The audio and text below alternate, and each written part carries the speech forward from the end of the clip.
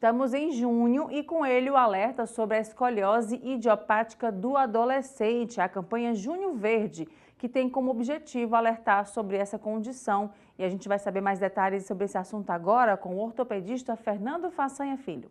Pois é, falando sobre isso, né? Em que momento, falando do adolescente, né? Em que momento dessa adolescência se mostra? É uma condição, é genético? Conta um pouco pra gente. A escoliose idiopática, né, como o nome está dizendo, idiopática não se sabe bem a causa, mas assim, o que a gente mais acredita é que seja realmente de origem hereditária, genética, né? Então, é uma condição onde a deformidade vertebral se instala no período da adolescência, por isso que é chamada de idiopática do adolescente. Então, ela é muito prevalente, muito mais em mulheres do que em homens, né? E que exatamente se manifesta no período onde a criança geralmente tem a menarca, que é a primeira menstruação. Ela pode ter um curso mais brando, mas em algumas vezes ela pode ter uma evolução muito rápida e muito agressiva e às vezes necessitar até de tratamento cirúrgico. Então, tem essa variação de apresentações desse tipo de deformidade. Doutor, você falou que mais acontece nas meninas, né? Isso é em decorrência do que, basicamente? Assim, a postura mesmo, é o dormir, é usar salto, enfim, existe algo que pode potencializar isso? Não, não, Daiane, não se sabe ainda, né? A escoliose idiopática não é decorrente de nenhum desses fatores externos, como você colocou, mochila de escola, usa salto. Ela é uma deformidade que acontece, tem relação familiar, portanto, genética. Então, assim, algumas vezes mais agressivas, algumas vezes menos agressivas. Esses fatores externos, ele predispõe ao aparecimento de dor. Muitas vezes o paciente com escoliose não tem dor, tem algum hábito incorreto na postura, no seu dia a dia, e isso pode desencadear o aparecimento de dor. Mas a escoliose em si mesmo, ela não sofre com esses fatores externos, né, como você citou inicialmente. E no caso, já que a gente está falando de adolescente, para adolescência, uma idade, uma fase tão importante, né, da vida da pessoa, de desenvolvimento, né? E aí, nesse sentido, quais são essas doenças da coluna, né? O que a gente fala aí da nossa postura, o que que isso pode acarretar, né? O que que a gente tem que, quem tem filho nessa idade, o que conhece quem está nessa idade, como é que a gente pode ficar alerta nesse sentido? O que o diagnóstico precoce da escoliose ele é fundamental, né? Quando você detecta uma curva na sua fase inicial, ela é possível o tratamento conservador, mediante a utilização da fisioterapia. Existem hoje inúmeros métodos de fisioterapia que conseguem alterar a história natural, ou seja, conseguem evitar que essa curva progrida. A gente faz uso também, nos casos de diagnóstico precoce, do uso de ordens, né, que são os coletes, que tem melhorado muito na sua forma de serem desenvolvidos, porque eles ajudam muito na prevenção da piora da curva, da não piora da curva, e ajudam também a melhorar. E os coletes hoje são coletes mais bem aceitos, são esteticamente mais bem aceitos e tem sido a gente percebe uma maior aderência ao tratamento, né? Mas os pais têm que observar alguns pontos específicos, né? Observar a criança, principalmente na fase do seu desenvolvimento, ou seja, crescimento rápido, com relação à cintura, altura dos ombros, né? Isso são pequenas altura né, alguma assimetria no gradil costal, nas costelas, e são pequenos achados que já podem ser uma manifestação da escoliose idiopática do adolescente. O indicado seria assim, ó, a partir do momento que a criança, né, já entra para a pré-adolescência, já levar no ortopedista para ver as possíveis, o início daquilo tudo, do que pode estar acontecendo, ou já prevenir nesse sentido? Eu acho que se a criança tiver uma história familiar positiva, por exemplo, a mãe com escoliose, tiver um irmão com escoliose, um tio, um parente com escoliose, eu acredito que sim, deve ser avaliado por um ortopedista na sua idade, onde o crescimento vai se acelerar. Se essa criança não tem história familiar positiva, os pais devem observar, o professor de educação física deve fazer aquela triagem que normalmente é feita nas escolas e algum sinal de risco ou algum sinal de que possa estar havendo uma deformidade, aí sim encaminhar essa criança para o ortopedista, para fazer a avaliação. Porque, assim, a radiografia, que é quem faz realmente o diagnóstico, é um meio ionizante que tem radiação, então realmente só fazer a radiografia se realmente clinicamente for detectado algum tipo de deformidade. E no caso, doutor, falando também dessa questão aí dos jovens, né? Na utilização do colete, o senhor falou. Eu lembro bem, durante um período aí, né? Porque era estudante de escola, né? Que assim, tinham colegas que utilizavam, às vezes, aquele colete mais fechado, né? Que era aqui no pescoço, né? Mais duro, assim. Ainda é esse colete ou ele já passou por algumas atualizações aí? Esse colete que você descreveu, que é o colete Milwaukee, é um colete que foi utilizado desde 1946. É um colete bem antigo, mas aqui até hoje ele é utilizado porque os resultados são muito bons. O grande problema do colete Milwaukee é a aderência ao tratamento. Essas crianças não têm muita dificuldade em aceitar esse tratamento com o colete. Então, hoje em dia, os coletes foram desenvolvidos de forma mais moderna, que evita esse componente cervical, né, que é esse anel que fica aqui no pescoço, que é o que torna o colete mais aparente. Então, hoje, os coletes têm uma confecção baseada em uma impressão 3D, corporal 3D, e a partir dele se consegue assim, colocar os vetores de correção de forma evitando o aparecimento desse anel cervical, que é o que torna a maior dificuldade, faz com que haja maior dificuldade na utilização do colete. Então, sim, os coletes melhoraram muito. Hoje a gente tem uma maior aderência dos pacientes ao tratamento do colete e ele tem sido uma ferramenta muito importante para o diagnóstico, para o tratamento das curvas diagnosticadas precocemente. São as curvas de menor valor angular. Existem casos em que é realmente necessário fazer cirurgia já no adolescente? Já se tentou o colete ou então de princípio já precisa fazer? Via de regra, Daiane, a gente indica assim, o tratamento por observação nas curvas de 0 a 20 graus, de 20 a 40 graus em crianças em crescimento, o tratamento é a utilização de órteses, né, ou seja, os coletes. Em curvas acima de 40 graus, o tratamento é cirúrgico. Por que se indica precocemente a cirurgia? Porque a gente sabe que curvas maiores que 40 graus, as órteses não têm efetividade, ou seja, o seu efeito é menor, né? Essas curvas de maior valor angular, elas têm maior potencial de evolução, de crescimento. Quando você opera um adolescente, onde a curva é mais flexível, porque o esqueleto ainda está em formação, você consegue obter uma melhor correção, consequentemente um melhor resultado, incluindo um número menor de curvas, um número menor de vértebras, né, na cirurgia. Então, a cirurgia é indicada no adolescente desde que tenha os critérios de indicação, ou seja, curvas que sejam acima de 40 graus, que podem causar descompensação do tronco, e a gente sabe que o futuro dessas curvas não é só do ponto de vista estético, comprometimento estético, mas também um comprometimento funcional, principalmente da função respiratória. Era Curvas isso. acima de 40, 70 graus passam a apresentar déficit de expansibilidade torácica e comprometimento da função respiratória futura. Era isso que eu ia lhe perguntar logo em seguida, doutor, com relação à questão da qualidade de vida dessa pessoa com escoliose, né? O que é que interfere? O senhor falou na questão da respiração, que é muito importante, né? Isso. A gente tem curvas, crianças, né, que tem curvas de maior valor angular, que a criança não consegue subir uma escada. E isso é progressivo. Essa dispneia, que a gente chama os esforços, passa a ser, chegando até dispneia ao repouso. Então, isso impacta diretamente na qualidade de vida, né, da incapacidade de ela exercer funções do seu dia a dia. Então, a escoliose não é apenas uma correção de uma deformidade estética, e sim o tratamento de uma deformidade que pode levar a consequências funcionais importantes. Doutor, e para a criança, né? Falando um pouquinho, voltando um pouquinho para os pequenininhos. A gente vê muitas vezes eles indo para a escola com a mochila mais carregada, né? Mesmo tão novinhos. Também as mochilas de rodinha. E aí fica aquela dúvida, né? Como é que a gente faz? Como é que seria a melhor saída? É a mochila de rodinha ou é a mochila, infelizmente, carregada? O que é que a gente pode fazer nesse sentido?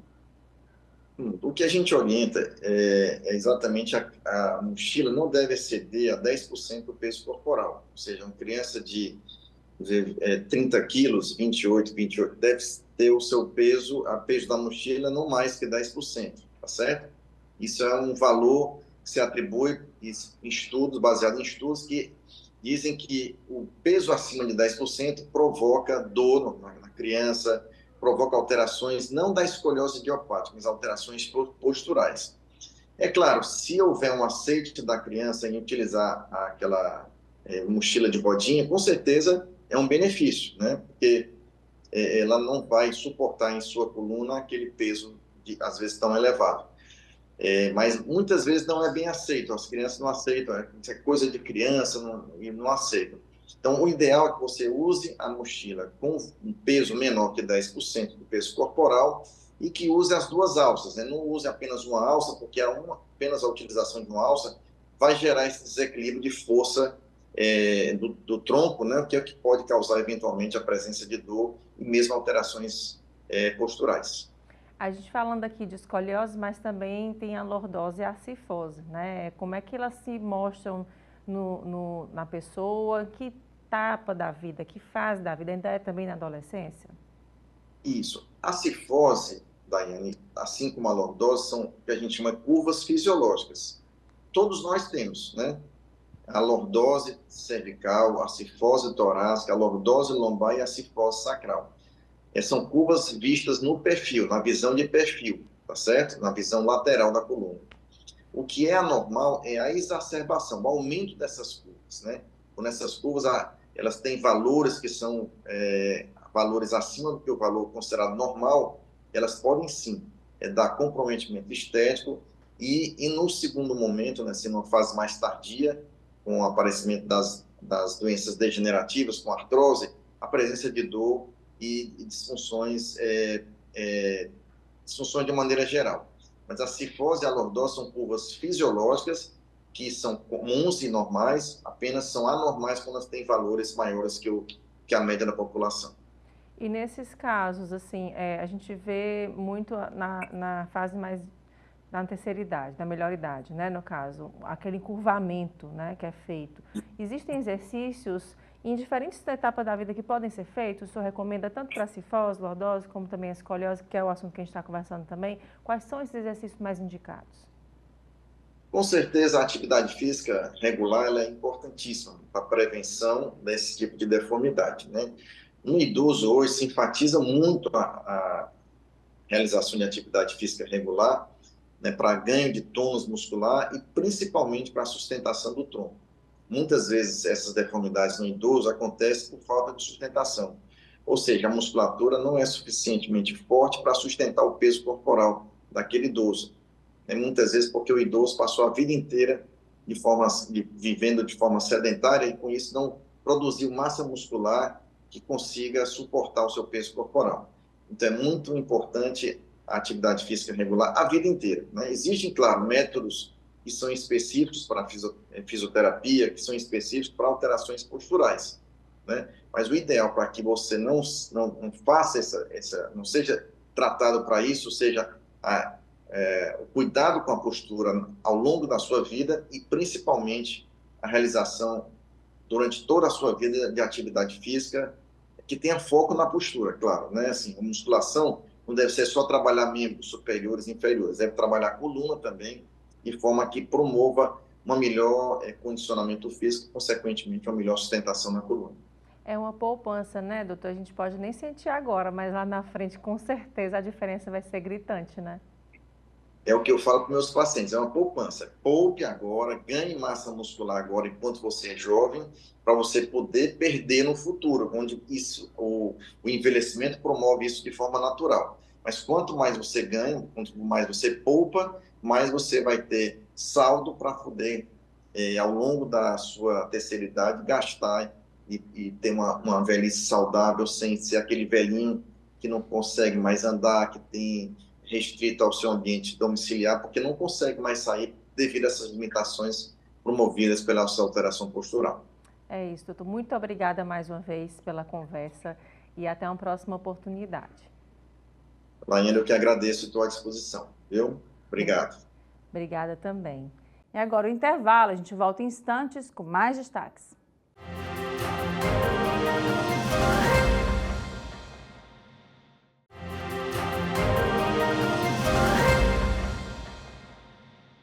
A Guarda Municipal de Fortaleza formou 218 novos agentes, um reforço para a segurança do município. A cerimônia de formatura é o último passo antes da atuação dos agentes nas ruas de Fortaleza. Mas na solenidade que ocorreu no ginásio Paulo Sarazate, o que mais chamou a atenção foi o anúncio do prefeito. Ele afirmou que vai reforçar o efetivo de guardas municipais armados na cidade. Nós já temos hoje 200 armas e, por exemplo, o grupamento de operações especiais já faz uso delas e quem está na célula de vigilância comunitária. Mas o que nós estamos propondo aqui, já começamos, é a aquisição de novas 400 pistolas da mais alta qualidade. Já iniciamos o processo de aquisição, vamos fechar o contrato e aguardar a chegada, porque tem todo um protocolo a ser seguido, mas essas armas deverão chegar em torno de 90 dias. Mas nós já temos hoje 200 armas e 800 agentes de segurança treinados e capacitados para o uso delas. O que nós vamos fazer aqui é duplicar esse efetivo, já começando daqui a 2 ou 3 semanas, no mais tardar, o processo de capacitação que terá uma duração de 4 semanas, entre horas aulas teóricas e aulas práticas e uma supervisão psicológica muito debatida, discutida e muito pensada para para tomar essa decisão que é muito complexa. Mas a cidade de Fortaleza está precisando, como diria Winston Churchill, em tempos excepcionais, medidas excepcionais. Eu sou humanista, sou médico e tem uma complexidade muito grande, mas hoje, dado o cenário, a gente precisa, para além de tudo que a gente está fazendo, que a gente já pontuou aqui, do investimento em preventivo, em política de segurança pública, que é dar escola de qualidade. Por exemplo, hoje Fortaleza tirou o primeiríssimo lugar em alfabetização da idade certa de todas as capitais brasileiras. Nós estamos, eu diria, nadando de braçadas em vários segmentos, mas a gente precisa dar segurança e sensação de segurança à população. Além dos 218 profissionais já formados e empossados, a Prefeitura garante que até o final deste ano irá convocar todos os 1.000 aprovados no concurso. Se confirmada a convocação, a Guarda Municipal de Fortaleza atingirá a marca de 3.200 agentes de segurança. A terceira turma, nós vamos convocar todos eles conjuntamente. Já preparamos a academia de formação e já conversamos com o Coronel Heraldo, secretário de Segurança Cidadã, e nós vamos chamá-los para fazer o curso de capacitação todos juntos, já a partir de setembro. E terminada a formação deles, a gente aguarda que até o final do ano a gente está colocando todo o efetivo nas ruas de Fortaleza. Os agentes formados são da primeira turma do último concurso da Guarda Municipal. Ao todo, eles passaram por 6 fases, como de exame intelectual, médico e toxicológico, teste de avaliação física e psicológica, investigação social e curso de formação. A cerimônia foi prestigiada por autoridades e pelos familiares dos agentes. A previsão é de que no dia 14 de junho, 264 novos guardas da segunda turma também se formem e passem a integrar o efetivo. É sempre bom ter novos dentro da força, né? Então, eles foram treinados dentro do mais novo padrão. Logo em breve, como falou o prefeito, eles estarão sendo capacitados para poderem andar armados, dentro de toda a legislação, dentro de todo o cuidado, dentro daqueles que podem realmente andar armados. No discurso aos novos agentes, Sarto destacou os investimentos do município na segurança. Atualmente, a Prefeitura destina R$1 bilhão e 300 milhões de reais para a pasta. Segundo ele, essa é uma demanda que vem da população. Nós temos entregue equipamentos como postos de saúde, escola de tempo integral, Areninhas, e eu tenho visitado, vocês têm acompanhado a minha agenda diariamente na periferia da cidade. E, por exemplo, isso aí você pode pegar, vou citar, o posto Siqueira a gente está reformando. A gente tentou remover a população que era atendida lá para a unidade mais próxima e foi impedida pela violência e pelas facções. Nós inauguramos a Areninha, lá do Floresta, anteontem, acho que foi anteontem, ou sexta passada. E também a reclamação é de segurança pública.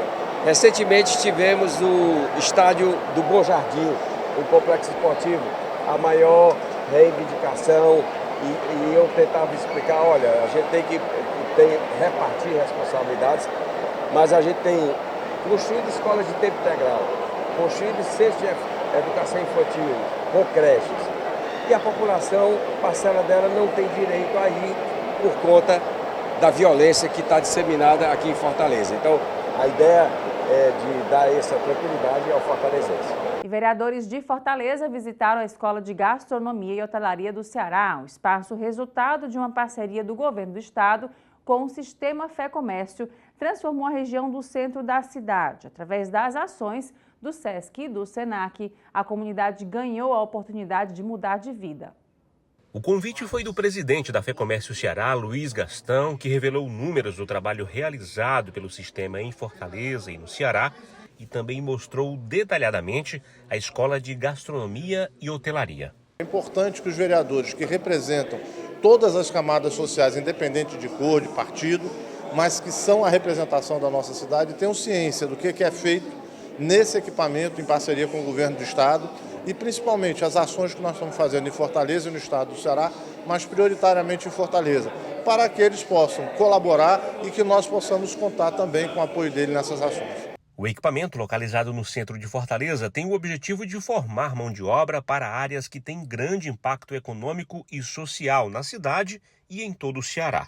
A escola foi inaugurada em 2021 e desde então vem capacitando pessoas que seguem para o mercado de trabalho para atuarem como recepcionistas, profissionais da cozinha, garçons, baristas e todas as funções do setor de hotelaria. Nos 4.000 metros quadrados, SESC e SENAC desenvolvem práticas importantes para atender principalmente a área do turismo. São salas de aula, laboratórios e até alojamento com apartamentos para os alunos que vêm do interior. Cristiane é uma das alunas de uma série de cursos. Atualmente ela está concluindo mais um ciclo com técnicas de governança. Eu sempre gostei, da vivência de hotéis e eu queria ser uma personal organizer e iniciei pelo curso de camareira e agora para dar continuidade, uma complementação para este curso, eu estou aqui no técnica de governança. É bom a localidade e o conforto e todo o ensinamento que eu tenho aqui, todo o aprendizado. Andréa é outro exemplo do impacto positivo das ações da unidade de educação. Ela buscava capacitação para voltar ao mercado de trabalho e continuar uma trajetória de independência financeira. Na Escola de Gastronomia e Hotelaria do Ceará, encontrou estrutura para simular a vivência no mercado de trabalho com excelência e professores comprometidos com um projeto de qualificação pensado para todo o nosso estado. Os professores daqui são muito capacitados, eles são muito companheiros e além do conteúdo que eles dão a respeito do curso, do que a gente tem que realmente aprender, eles dão uma aula de vida para a gente. É muito importante para a gente que está aqui buscando se recolocar no mercado de trabalho. O Sistema FEComércio ainda mantém uma relação próxima com a comunidade do entorno da escola, envolvendo moradores e fortalecendo essa região da cidade. Se discute muito a questão da segurança da cidade e a cidade estará extremamente segura quando nós tivermos capacidade de ofertar capacitação profissional, emprego e renda para as pessoas, para que elas possam sobreviver e ter independência financeira. A federação tem atualmente 34 sindicatos filiados, centenas de projetos e equipamentos funcionando, como os restaurantes SESC, e projetos para atender as empresas do comércio de bens, serviços de turismo. Chegou junho, com ele o mês dos namorados. As programações voltadas para os apaixonados são muitas, entre elas os shows. E tem uma banda que já está com o repertório prontinho para essa data e o mês inteiro. Quem vai falar mais sobre isso é a Fê Sampaio e o Diego Brito, formam a banda Outrora, está aqui comigo conversando remotamente. Gente, obrigada pela presença de vocês. Imagina, nós agradecemos. Obrigado.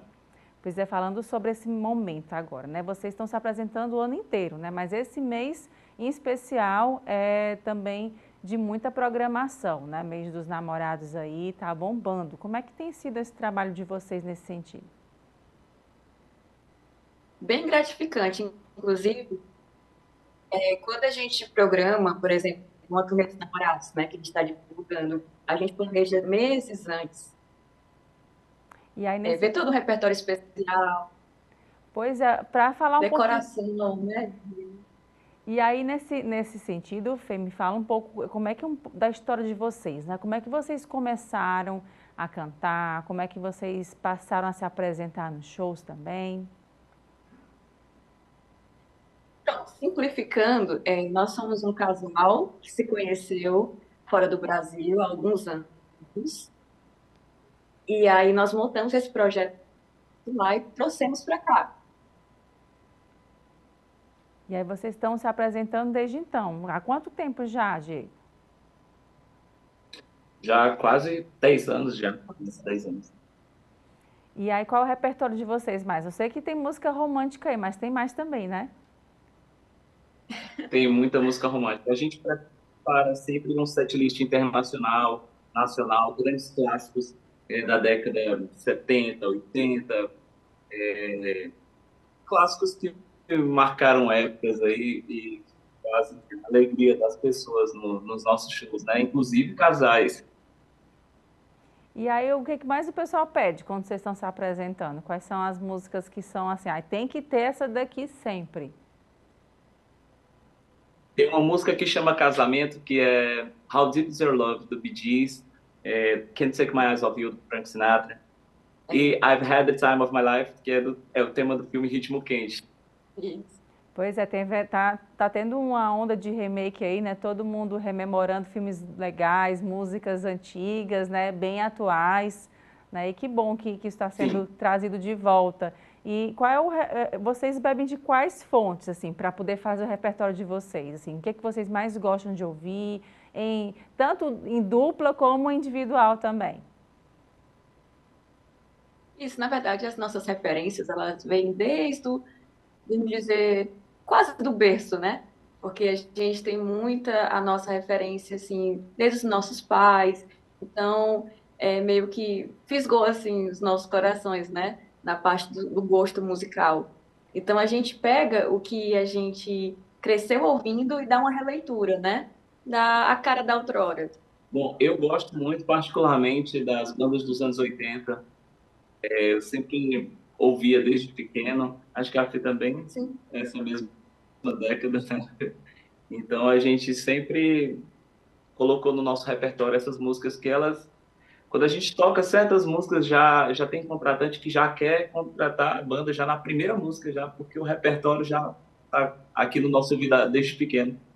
E vocês tocam também casamentos, né? Além dos shows por aí espalhados, shoppings e tudo mais, também tem casamento, né? E como é que está esse período? A gente viu o mês de maio, né? Mês das noivas e tudo.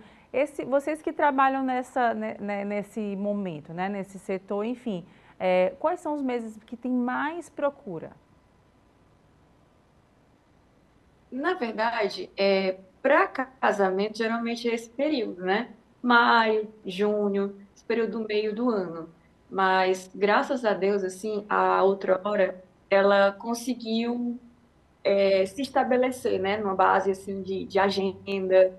E quando não está nessa parte de namorados e tudo mais, a gente sempre está, por exemplo, Dia das Mães, Dia dos Pais. É um repertório muito familiar, que sempre é o público presente, são as famílias. E a gente já está tocando em todas as épocas do ano, vamos dizer assim. Mas Dia dos Namorados, as pessoas lembram, Outrora.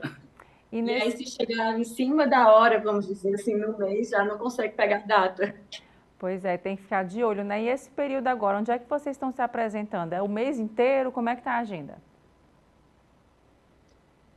É o mês inteiro. É o A mês gente inteiro. tá bem esse ano. Todo ano tá muito cheio, mas esse ano tá especialíssimo. No dia 12 de junho, a gente vai estar na Astori Forneria, Isso. local muito requintado, bem intimista também, né, Fê? A gente Exatamente. vai estar no formato acústico mesmo, no Duo, porque nós temos outros formatos, mas a gente vai estar no formato acústico. Então a gente aproveita para convidar todo mundo para assistir a Outrora lá na Astori Forneria.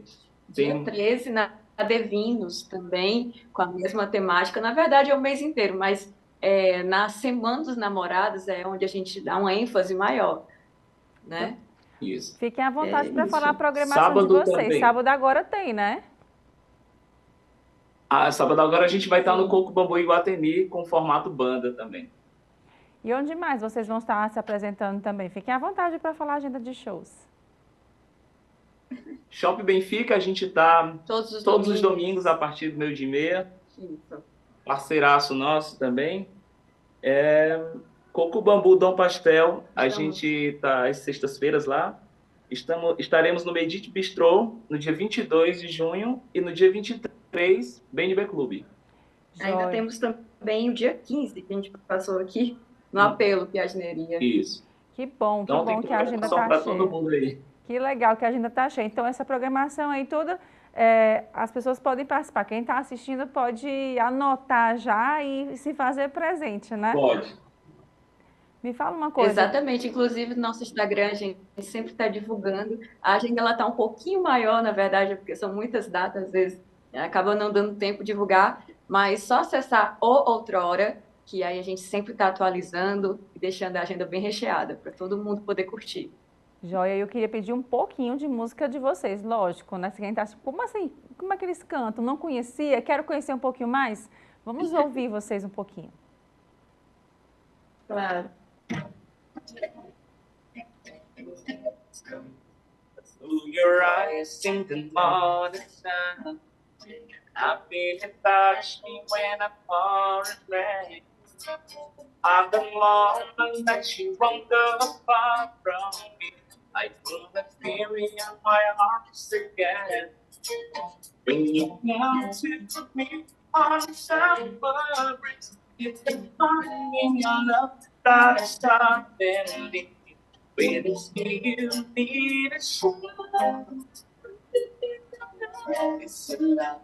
I'll be the love. I'll be the thing, it's a love. Cause we'll be breaking us down. When they all should let us be, we belong to you.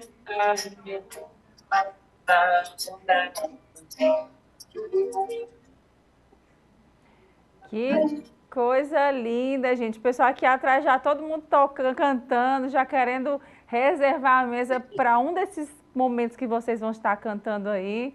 Olha que o Steph já está dizendo que quer levar a amada dele para... Olha que já quer levar a amada dele para curtir vocês. Olha que bacana, né, esse momento. Então me fala um pouco, relembrando, como é que faz para saber a agenda de shows de vocês, né, e muito mais.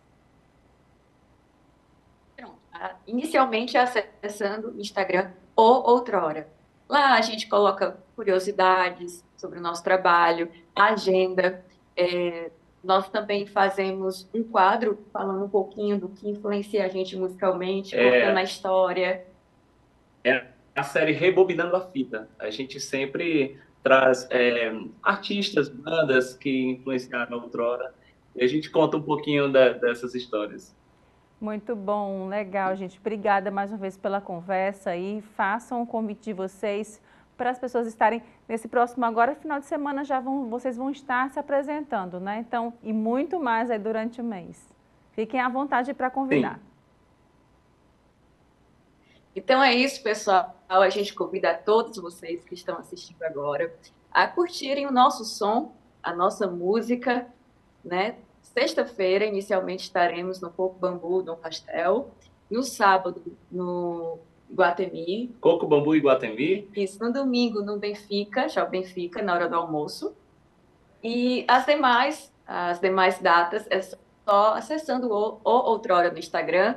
Na Semana dos Namorados, é bom a gente sempre repetir, né, e reprisar, que no dia 12 estaremos na Astor Forneria, dia 13 na Devinos, e tem outras datas aí. Vocês conferem mais no nosso Instagram. Eu queria deixar um grande abraço a Elaine e toda a equipe da TV Otimista, Diego Brito, Fê Sampaio, Banda Outrora. Um grande beijo para todos vocês, gente. Obrigada pela receptividade, pelo carinho. Obrigada, gente, por esse momento aí tão agradável. É sempre bom. Música nunca é demais, cultura nunca é demais. Obrigada, gente. Até a próxima oportunidade. Até. Obrigada. E agora a gente vai para o intervalo. Já anotou a dica aí, né? Não vai passar esse Dia dos Namorados em branco, não. Se for solteiro, vai curtir também. Tá muito bacana. A gente volta já já com mais destaques.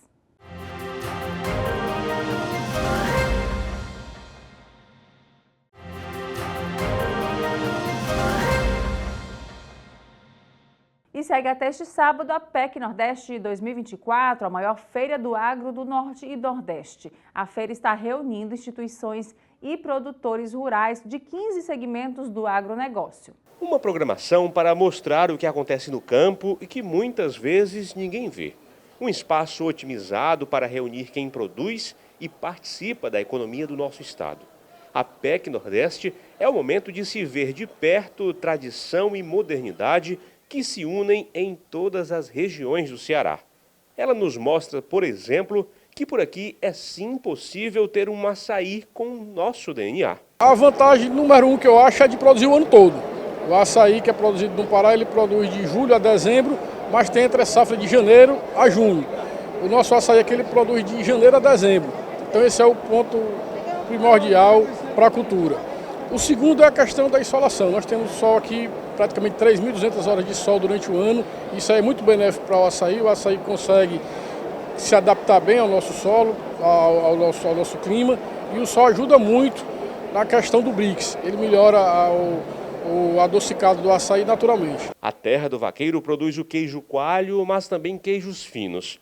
De Quixeramobim, no nosso sertão, nasceu essa marca que tem queijo parmesão e o terroir, além de uma variedade de delícias. São sabores de queijos europeus, né? No caso, o parmesão, o nosso caso do nosso queijo Grana Madonna, é um queijo maturado de 6 meses. Nós estamos também com 12 meses também de queijo, sendo maturado, sendo produzido.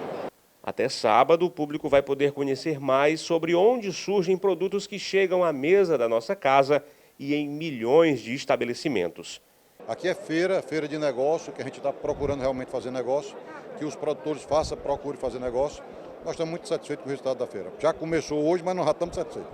Os dias de eventos são vitrines para grupos cearenses que têm grande papel nessa cadeia produtiva do campo. A PEC Nordeste já virou para nós uma feira importante. É a oportunidade que a gente tem de estar junto com o nosso cliente, de participar do agro cearense. E para nós é extremamente importante e gratificante ver o tamanho que o PEC está se tornando, né? Então, para a gente não abrirmos mão de estar com a nossa marca nesse tipo de evento.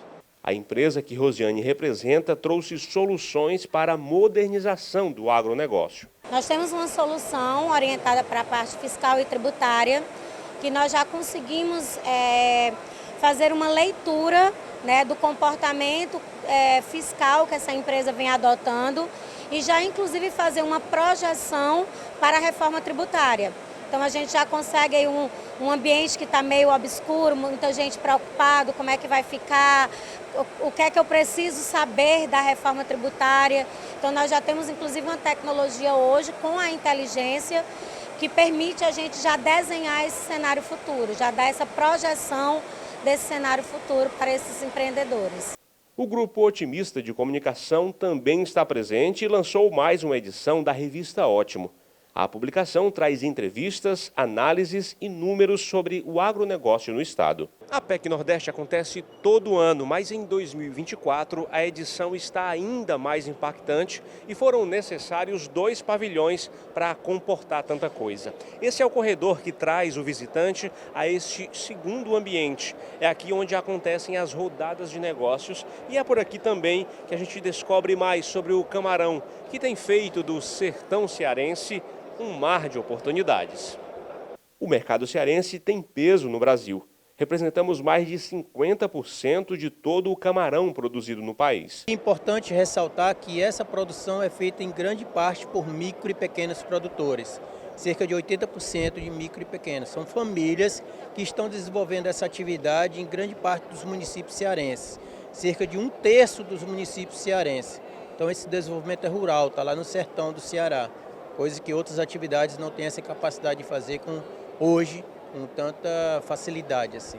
A carcinicultura cresceu e ainda tem grande potencial. A Associação dos Produtores de Camarão do Ceará aproveitou a PEC Nordeste para mostrar o que tem feito de investimentos e para falar também de desafios.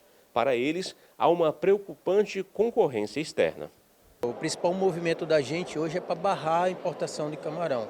Então o produtor hoje aqui no Ceará, em todo o Brasil, está pedindo socorro aos políticos, às autoridades sanitárias, para barrar a entrada desse camarão do Equador.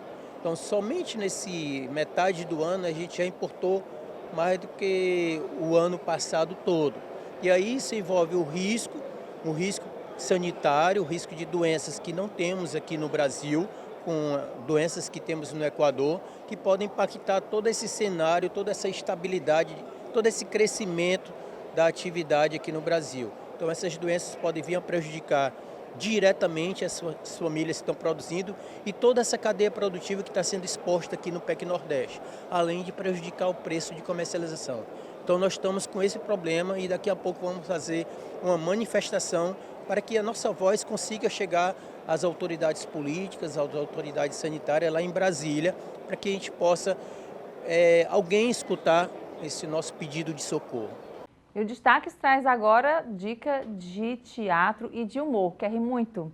Então você tem até sábado para conferir o espetáculo Merlin Não Mora Mais em Jalci, no Teatro Chico Anísio, aqui em Fortaleza. Para falar mais sobre a programação, sobre o espetáculo, como é que foi pensado isso e tudo, eu vou conversar agora com o Glaico Salles, que é ator e faz parte também do elenco. Glaico, obrigada pela sua presença. Oi, Elaine, obrigado pelo... Fala um pouco para a gente como é que foi pensado essa programação. Um abraço a todos da TV Otimista. Ah, que bom conversar com você, viu? Fala um pouco para a gente sobre essa programação, como é que foi pensado, né? A gente tem... o destaque está rolando, mas ainda dá tempo de correr para conferir, né? E sábado também, né? Daqui a pouquinho estreia a nossa temporada, curta temporada agora no Teatro Chico Anísio.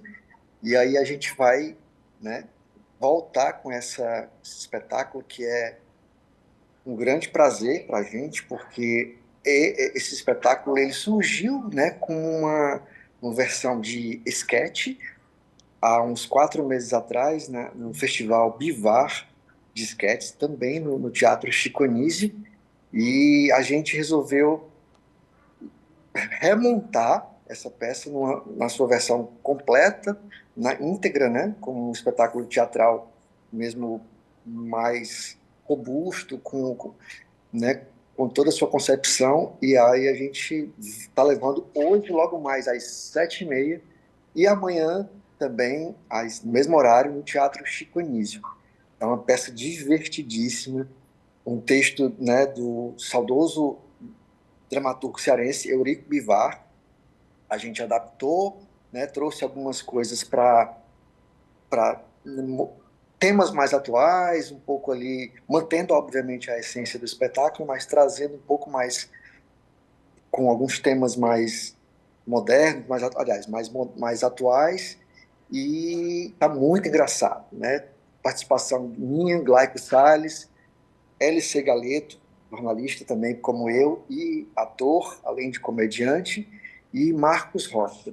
A direção do espetáculo é do Silvio Vieira, e tá muito engraçado. Eu sou suspeito para falar, mas aposto que a gente está procurando se esforçar muito para entregar um espetáculo muito engraçado, onde todo mundo vai se divertir e rir muito, né? Uma versão, falando um pouco da sinopse, né? Trata-se de um ator... É um pouco de metalinguagem também o espetáculo, né? O teatro falando do próprio teatro também, né? O Marcos Rocha, que é o ator principal, ele faz o papel do Horácio, que é um ator transformista que faz homenagem a Marilyn Monroe, e em determinado momento da carreira ele se encontra numa crise artística e, né, vive um momento ali de insegurança artística, e aí onde entra a figura do Getúlio Garcia, que é o GG, o diretor que ele chama para dirigir o que ele considera que será o seu último espetáculo caracterizado de Marilyn Monroe.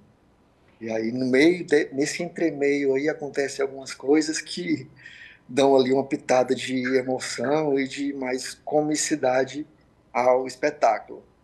Claro. E, sem dar spoiler, é mais ou menos esse é o caminho da história, né, da narrativa que a peça vai desenvolver. É lá que vocês vão estar realizando no Teatro Chico Anísio, né? Que é um teatro tão bonito, né? Que carrega tanta história bonita, já, né?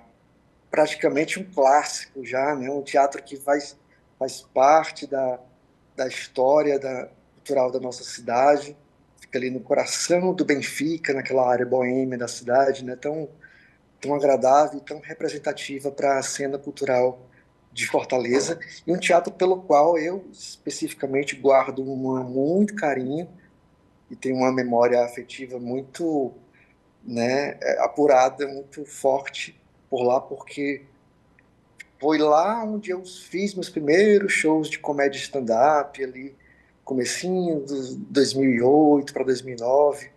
Então, eu guardo pelo Teatro Chico Anísio uma afetividade muito grande. Então, voltar lá ao palco do Teatro Chico Anísio, para mim é sempre um prazer que reviva aí muitas boas memórias. Laico, falando um pouquinho também de teatro cearense e de humor, como é que vocês trabalham isso atualmente? Como é que vocês têm notado, né, e observado o humor cearense nesse período de redes sociais, né, de muita exposição e influenciadores, enfim, o que isso traz com relação ao teatro, né, de positivo e também que a gente precisa observar com mais calma? Sim, sim.